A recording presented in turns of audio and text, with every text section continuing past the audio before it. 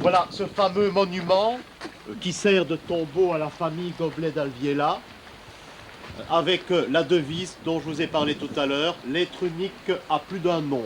Alors, vous allez retrouver ici, à l'extérieur, nous allons en faire le tour rapidement, vous allez voir à l'extérieur toutes les religions monothéistes qui sont représentées.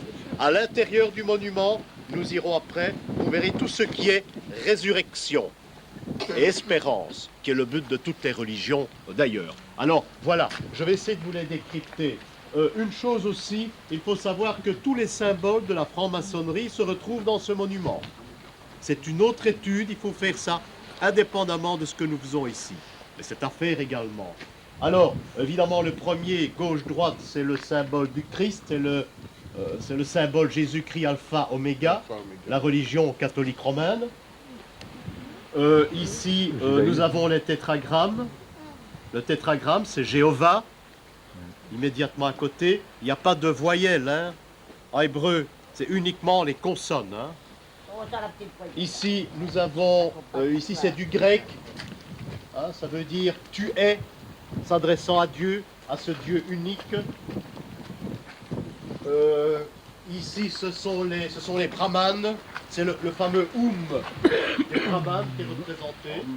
Nous entrons dans une certaine sagesse ici, hein, en rapport peut-être avec le monument qui est typiquement hindou. Hein, c'est Allah.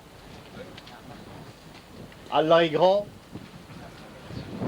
Ici, c'est beaucoup plus typique et moins connu, ce sont des runes. Ah ouais, ça je pense. Hein, vous avez Odin, qui est le dieu des dieux, que l'on appelle Wotan parfois.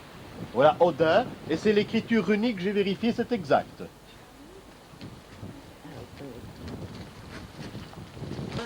Intéressant aussi parce que nous changeons en quelque sorte de civilisation, mais nous avons toujours le Dieu unique. Et vous avez Jupiter. C'est ce qu'on appelle les foudres de Jupiter. Nous sommes toujours dans le même cycle. À côté, vous verrez le marteau. C'est celtique. En Gaule aussi, on rencontrait le marteau. Mais surtout celte. La crypte de la famille Goblet d'Alviela se trouve ici, avec le symbole des rose-croix à l'entrée, sur la grille, et le mystère égyptien d'Horus au-dessus. Là, nous tombons dans la franc-maçonnerie. Ah, il y a autre chose à voir encore plus haut, il faut compter les modillons, etc.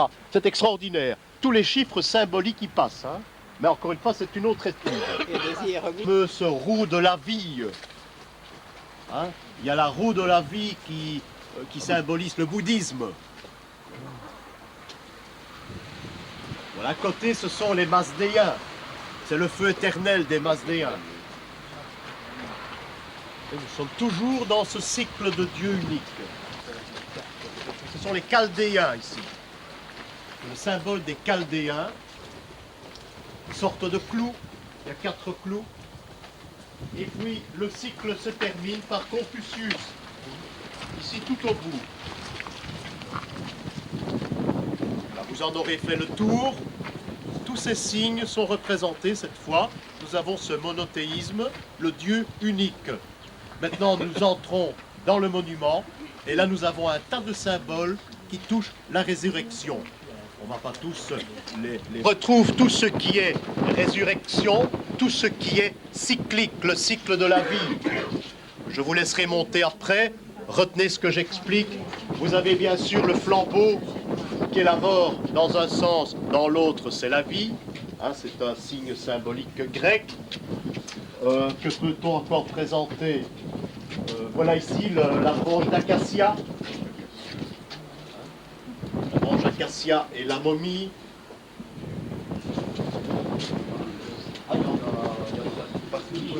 Ah voilà l'Égypte, c'est important ici, c'est la croix de vie.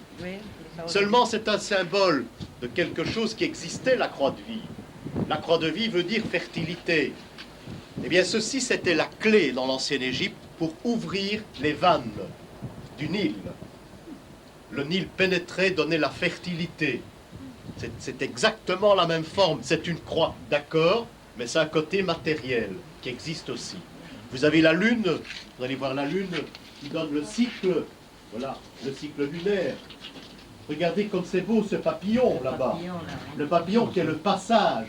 La larve, le papillon, c'est le passage. C'est le passage, c'est la transformation, c'est l'âme, hein, le papillon. Là-bas, vous avez le lotus qui s'ouvre et qui se referme avec le soleil. Vous voyez que vous avez le phénix aussi de l'autre côté, à extrême droite. Oui, ce sont tous des symboles de résurrection et de vie de ce côté-ci. De l'autre côté, vous aviez le monothéisme. Je trouve ce monument extraordinaire.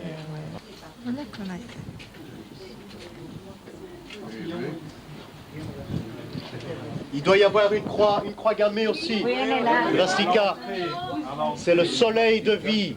C'est le soleil, hein. Alors ici, tout au fond, c'est une étoile qui est maçonnique, bien sûr, et le plus grand des signes, et c'est ça, Goblet d'Alviela l'a placé ici, il a insisté, c'est l'encre, c'est l'espérance. Dans le fond, ce signe-là résume tout le monument ensemble.